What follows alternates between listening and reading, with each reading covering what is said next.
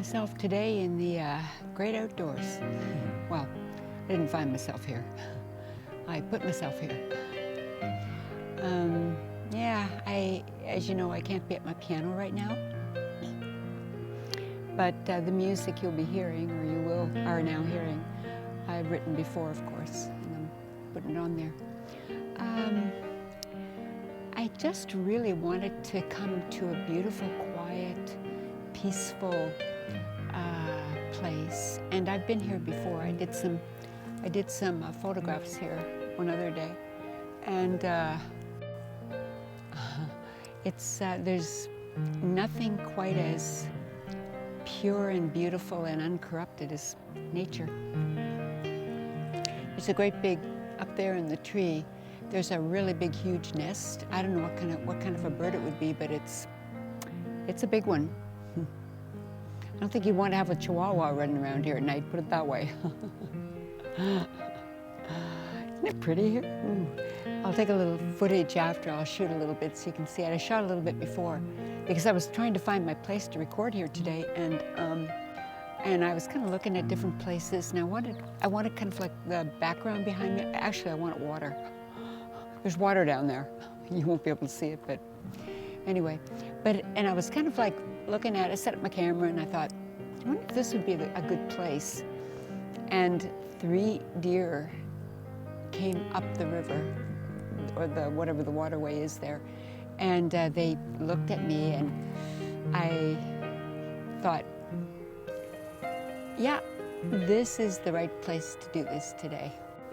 So all kinds of really pretty little red berries on the tree here, beautiful, like tomato colored.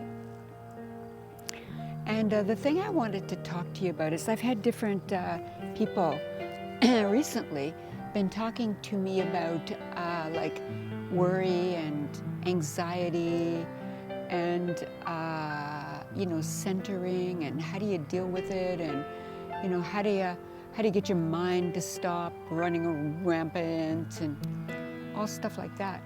And one of the things I thought maybe be a good idea would be just to tell you some stuff that I've kind of realized work for me, and it might be of help to you too.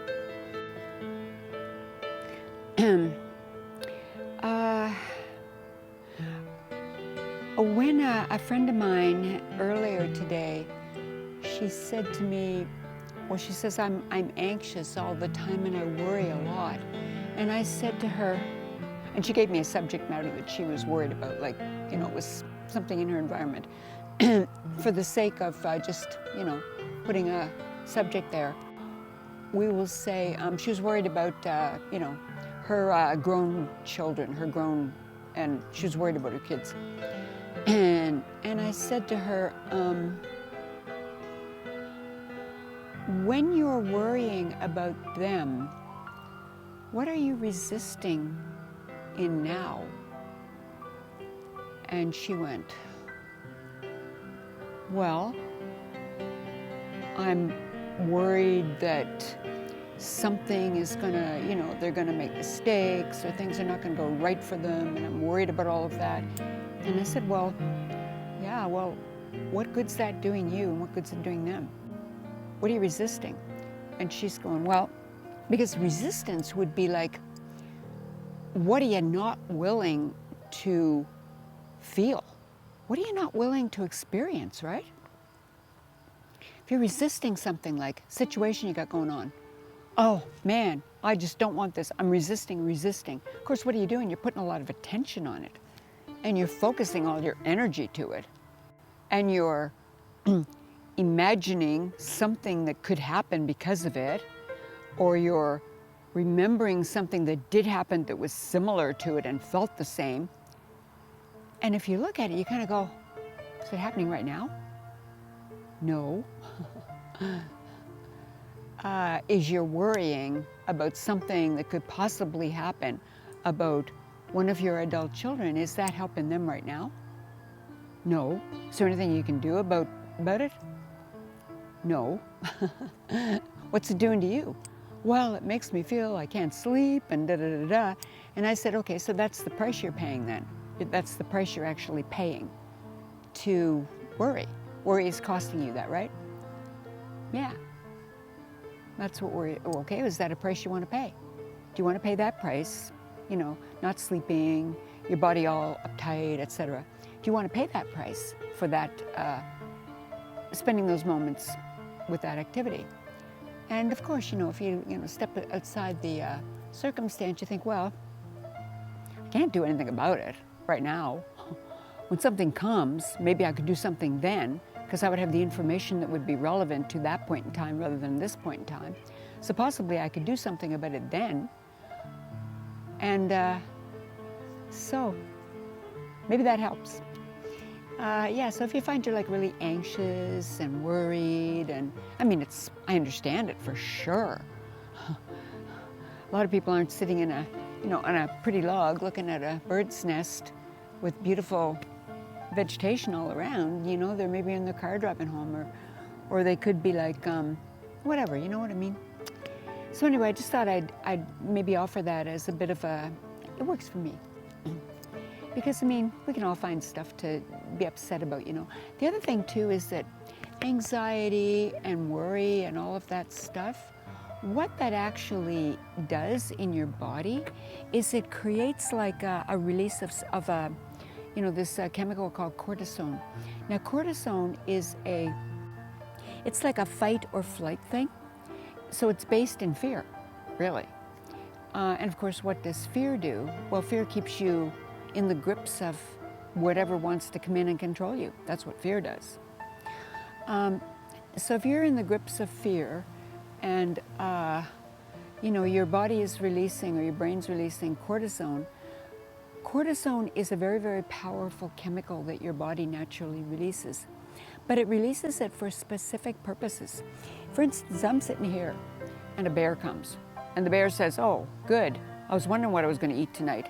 You know, that'd be a really good reason for cortisone to fill my system so I could get the hell out of here or do whatever you do if bears do that, which, let's hope there's no bears around because I haven't prepared myself for a bear today. I prepared myself for a snake if I happen to walk on a snake, but I kind of figured, well, a snake's probably not gonna, hurt me. Plus, I kind of like snakes. Anyway, you get my point, maybe, hopefully. But yeah, so that releases this chemical that's like, get the hell out of here. Or, if it's a big bad thing that I got to defend myself, okay, cortisone's going to help you with that too.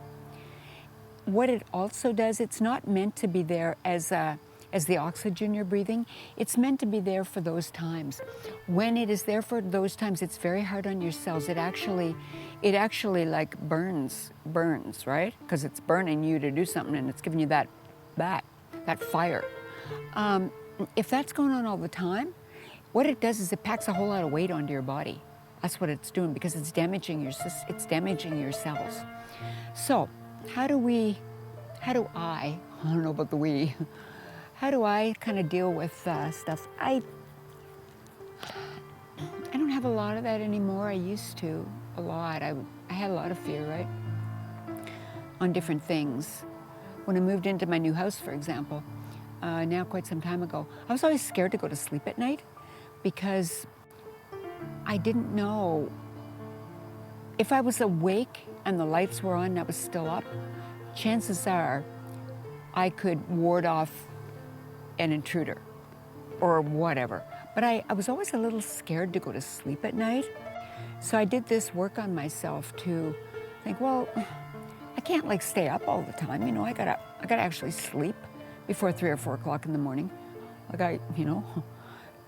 So I thought I better deal with this fear thing and look at maybe where that's coming from. Well, I did a little process on myself to do that, and I found something that happened to me when I was like an infant. Believe me, I'm not going to tell you about it, it's too horrible. But needless to say, it happened in the night. And I might have been between 6 months and a year old, so I wasn't very old. And it was a really awful thing. I'll kind of lay a little of environment for you, but I won't tell you because you don't need it, right? I was, my mom was living with her parents and her brother, and her brother was like younger than her, and he was kind of like not all there in the head. I mean, don't mean to be politically incorrect, but factually he was not really all there in the head, okay? And so he was not quite right.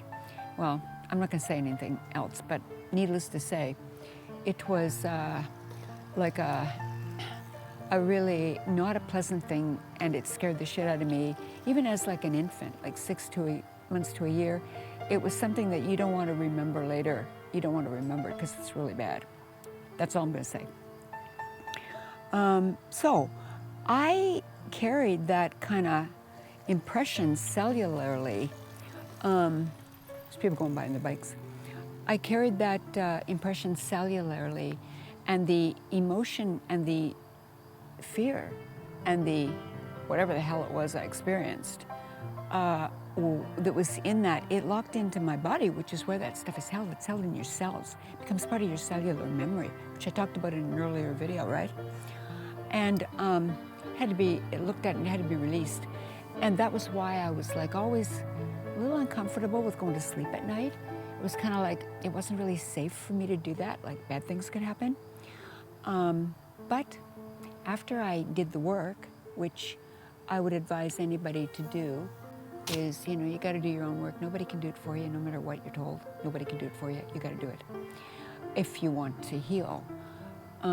But once I did that, I didn't have the fear anymore, and I could go to sleep. I could sleep at night. Now I sleep just fine, just fine. So a little bit of information there on that kind of area. So I wanted to talk to you though. When somebody I was talking to on Messenger not too long ago was quite, you know, having anxiety and fear. This now what? It's kind of rampant. It's the pandemic is fear. And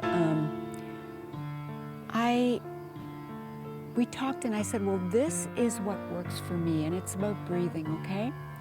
Breathing is so important. When you breathe, we just take our breathing for granted, you know? We breathe and we don't even think about it. I had another video on that earlier. But we take our breathing kind of for granted. And when we breathe in through the nose really deeply, but what we do is we follow that breath with our consciousness. Be aware of like the breath going in through your nose, you know? And like I tell you, some people will go, oh shit, you want me to breathe? But yeah, yeah. I've told this to different people, and it really works, you know, it really works. What you do is you breathe in through your nose very slowly, and you really experience, the key word is experience that breath. And it's just kind of like a, oh, wow, like it feels good right now, you know? You breathe it in, and you can feel it go down through your throat. You can feel the coolness of it, right? Because your body temperature is warmer than the air you're breathing. And it feels good. It's oxygen, particularly if you're out here where oxygen is abundant. You bring it right down to your chest, you know? Oh, you feel your chest get nice and open. It opens stuff. And then down into your belly.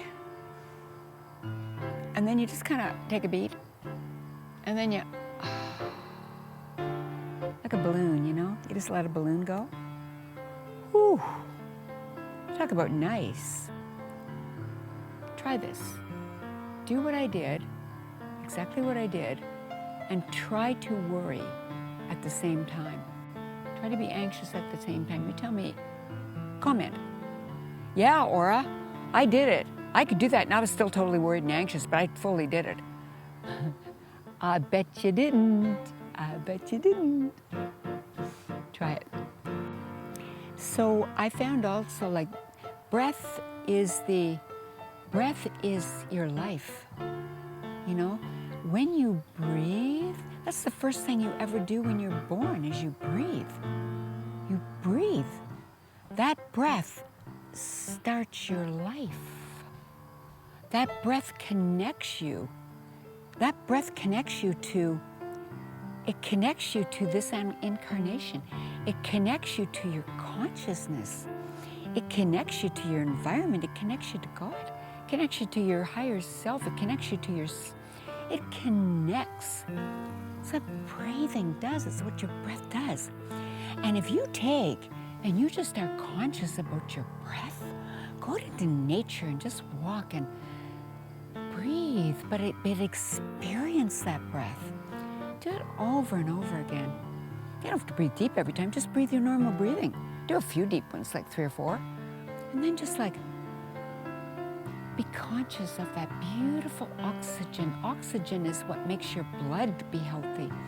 Oxygen is what energizes your cells. Oxygen is what gives you energy. But you know what? When you breathe, it connects you to your consciousness and to your awareness. Because the thing that stands between you and your consciousness and your awareness is all the chatter in your head. It's all the mind chatter. And do you know where that's coming from? It's coming from lots of places. Some I'm not going to tell you. I'll tell you another time. But for now, it's coming from like things that people have said. It's coming from song snatches. It's coming from parts of a conversation you're replaying. It's coming from a worry that you're going over and over. Again, that earlier video, I should have referenced it, the one I'm talking about, but it's the one where I talk about the trees, I believe. No, it's the one before that. A lot of good that does you, right? Anyway, I talk about that. It's where I talk about the DNA and how that all works. But anyway, the breath, yeah, like that's, it connects you with your consciousness.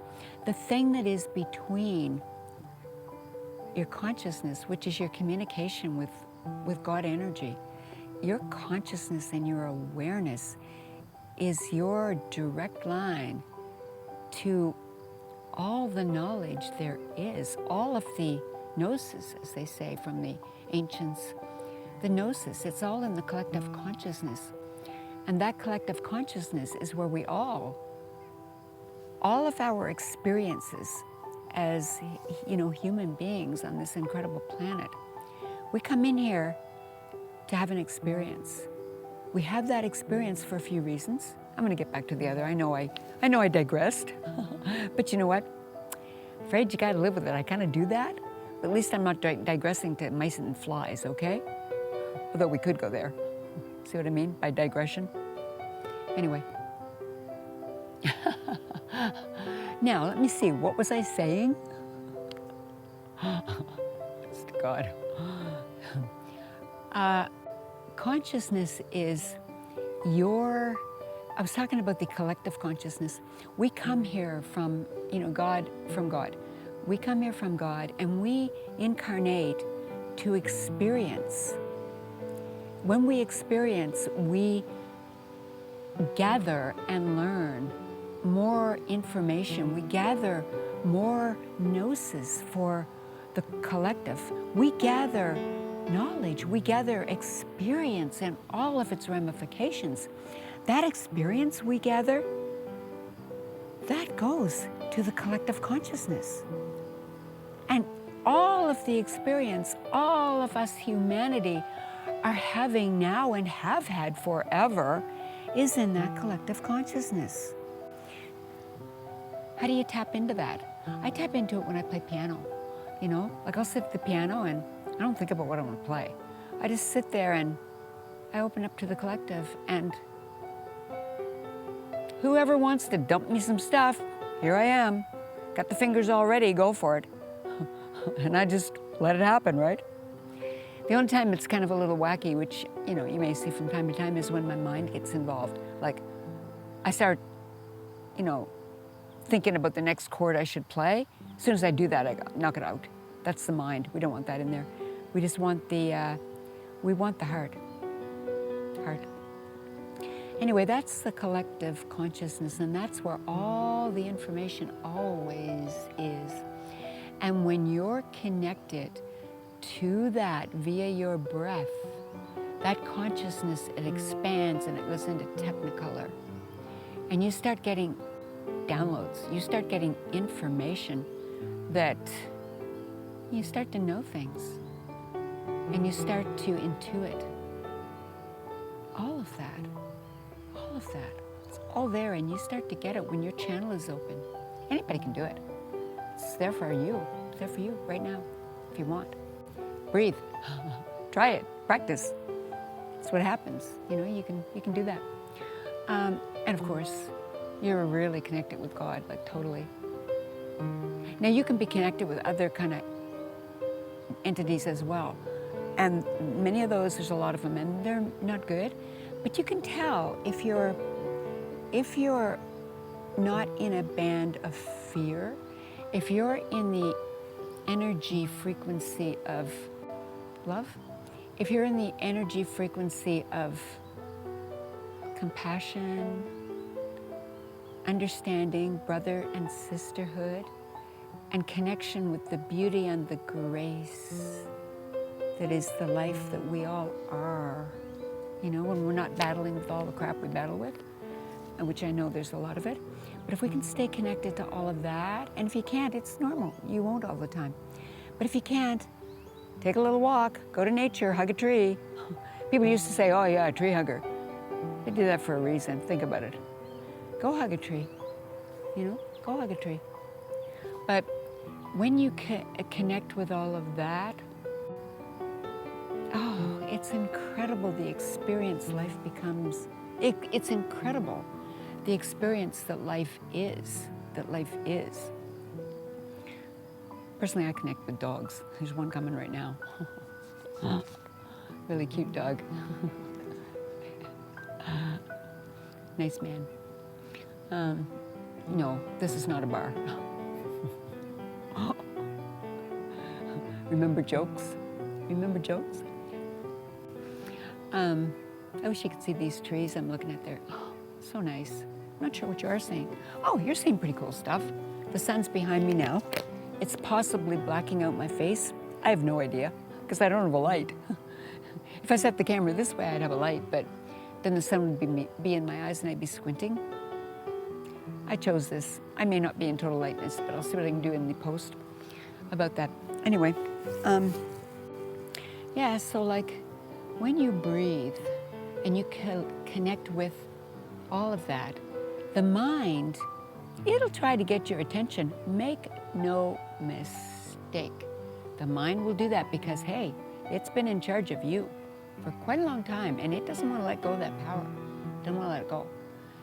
But the truth, the mind is not in charge of you. You're in charge of the mind. Make sense? The mind is something that will, it's like a kid having a tantrum, or it's like a little kid who's, day after Halloween, overload on sugar. That's the mind. The mind is like a kid on a huge sugar high. And does that relate?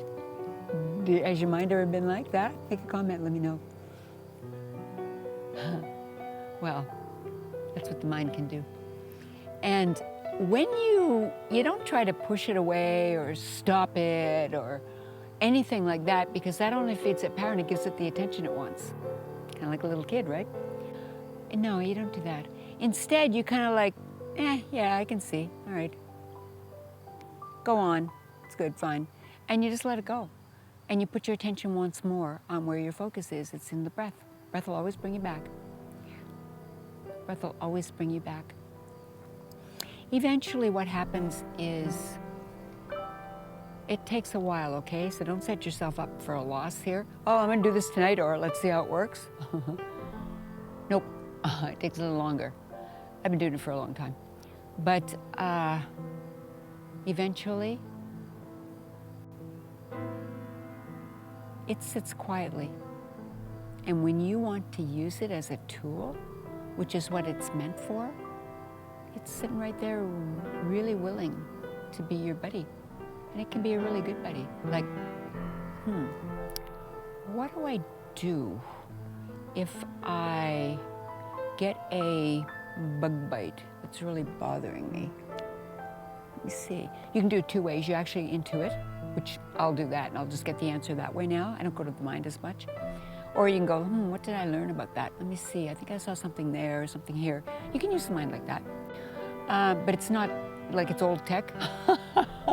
It's old tech. The new tech, or the effective new, it's the new programming, it's the new computer program. You don't do that. Instead, what you do is you just breathe. And the answer is right there. Oh, I can put baking soda mixed with water on it. That'll take the sting out of it. You know? Answer was there. I didn't have to go to Google. You can do it that way. Practice it, I'd say. That's a really good way to do things. Yeah. Because then you don't have a lot of clutter. Where it really, really helps me, when I don't have to be bothered with the mind and all of its chatter all the time, which I don't anymore really too much. Say I'm like really, it doesn't matter what I'm doing actually. I could be like packing, I could be rushing around, trying to get out of the house at a certain time, whatever it is I'm doing. My mind is nowhere near the scene. It's just the way I experience it is my body is moving, and it can go pretty fast, but it's like, and I'm just doing this and doing that and doing this and doing that and doing that, and in like literally time goes by that's like maybe that much, and I did all this stuff. It's because I'm not being cluttered up by vias to take me off course and make me not be focused on what I'm actually doing. So that's like one of the powers that you can get from doing the work on this. And you cannot have anybody else do it for you. You got to do it yourself. This is not a McDonald's drive-through. It's not Tim Hortons drive-through. No. This is like you make your coffee and you either perk it or you do French press, which I now do, which is great.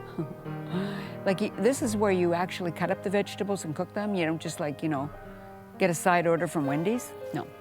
This is not not fast food. This is not fast growth. It is fast growth. It snowballs, but it does it organically, and it does it naturally, and it does it stably.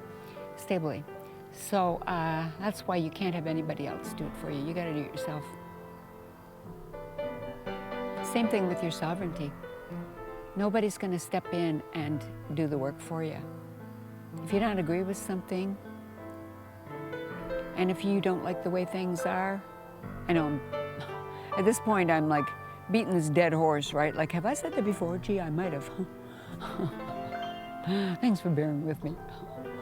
But same thing for sovereignty, right? If there's something you don't agree with, if you step back and go, well, I'll let somebody else do it, or I'll just go along with the program because I really don't want somebody to, look at me like I'm a bad person. Well, all you're doing is you're just enabling the control. That's all you're doing. You think you're helping anybody by doing that? But I would first say, don't listen to what I'm saying. Go do your own research, dig around. Find out what's actually really going on. There's a lot of shit going on, okay? But, oh man, the stuff that's actually going on, the cool stuff, it is so cool. Man, is it cool beyond, wow, beyond cool, really cool. Anyway, but I digress. Do you know?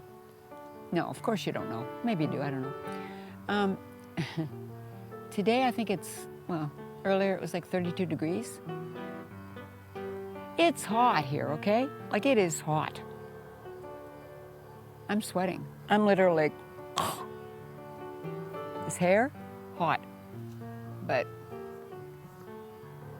what are you gonna do? Not gonna cut it off.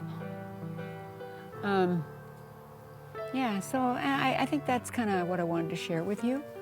I don't know if I got anything else to share with you today. The flies are in my sweat now. They're actually landing on me. I think they think that I'm like an oasis in the desert. I think they're trying to get little drinks of water on my arm. Beautiful, something just went by. I think it was a butterfly. Big. Anyway, I'm not fond of being a watering hole for flies. I am not fond of being a water hole for flies. Oh my. You know what? Another thing that's really a great thing to do to relieve any kind of worry or anxiety is laugh. I have a friend, and the laughter, oh my God, the laughter. You cannot place value on the value of laughter. Honest to God, it's so incredible. Just to laugh and laugh and laugh and laugh. Find somebody you can laugh with and just go for a walk and have a laugh. It's the greatest medicine there is. You'll be doing that every day. You're not gonna need pills. You're not gonna need, to be strapped to Big Pharma for the rest of your life. Of course, that's what they would like. They would like that because, they want the money. They want customers for life. Don't be one of their customers. Do not be a customer of Big Pharma for life. No. God has given us so much for our nourishment, spiritually, emotionally, visually, feeling-wise, connection. Wow, look what our beautiful, thanks Dad, Look what our beautiful Father has given us that we have. One of the things that,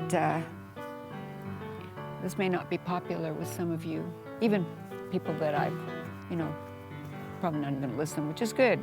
I don't care. But like what the bodies that we've been given, that God made, okay? Like God put the whole program together, like God did it. But the bodies we've been given, they are so efficient, so efficient. You don't need anything coming into your body to fight off something that's probably not even there. Your body is so smart. Like I can't even remember when I was sick. I can't even remember. I have never sanitized or done anything. As a matter of fact, when I would go to the stores, I try to get more contact with stuff. That's how your immune system gets strong. It's taking your immune system out to the gym, Give it some stuff to work with. It loves to get in there and pump and work and get strong. That's how it does it. Oh, take everything away, so you're not going to do this and that and the other thing. Your immune system becomes a little weakling. It becomes a pasty white, blah piece of Ben's bread from the 60s with sugar on it. How's that for a picture? That's my immune system. It's your immune system if you screw it up, yeah. But anyway, whoops. Somebody there going, whoops. There's probably going to be a cure for it though. Don't fret. I mean, one of the things you can always heal yourself with is your spiritual energy. You can always heal yourself spiritually. You always can. Because you know why? You know why you can? You're connected to God. God has it over Big Pharma every day of the week and twice on Sunday. Yep. God's got it all over Big Pharma. And if you worry and you don't know that, I suggest you, take a little look around and see if you can meet God. God's there. God's right there. But you gotta know the power in yourself. And you gotta know where that power comes from. You're so amazing. You are so amazing. You are so amazing and magical. Wow. I did another video called, Heroic You, something like that. I can't remember the names of my videos, but look at it, look at it. It's something about the human being very powerful and heroic. Because that's what I really see when I look at you. Every one of you, everybody I've ever met. Even the really bad guy, that guy. Nobody recently, a long time ago. Even that guy. Like I look at that and, not that I've looked in a long time, but nor do I really, frankly, want to. I'll keep him kind of in the fly category. Not ready yet. But like everybody I've ever, in, like, really come in contact with ever in any way. I totally see the power and the beauty in that person. I'll never stop, never. Nothing's gonna beat that out of me, nothing, nothing. Nobody is gonna come to me and beat my truth and beauty in what I see in you. Nobody's gonna come and corrupt that for me. Nobody. I don't care who you are. I don't care anything. Nobody's gonna corrupt what I feel for anybody. No, doesn't matter. Nobody's gonna corrupt that. Because I know me, and I know you.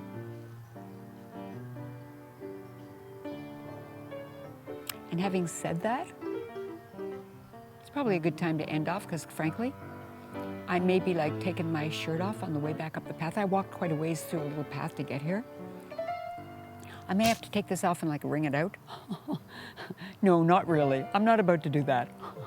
And I certainly wouldn't film it if I did. Have a laugh with me, okay? Have a laugh right now. Like, let's just laugh. Laugh with me, it's fun. I just love you. I seriously do. Like, I really love you. And I really thank you for being you. I don't want you to be anybody else. I thank you for being you. The powerful, beautiful, amazing you. And with your magic and your power, I love you. I just think you're great. I really do. So, that's all I'm going to say. And I would say then, well, see what I mean? But I digress. I would say then, I think this was in some sort of a movie I saw, and thus endeth the lesson. I have no idea where that came from, but it was some old movie from somewhere. If you know the reference, I know somebody who will probably know that reference and put it in the comments. You know who I'm talking to. Thus endeth the lesson. It's not a lesson, it's just me talking to you. Anyway, thank you. Thanks for letting me share it with you today, and thank you for sharing this beautiful environment with me. Beautiful environment.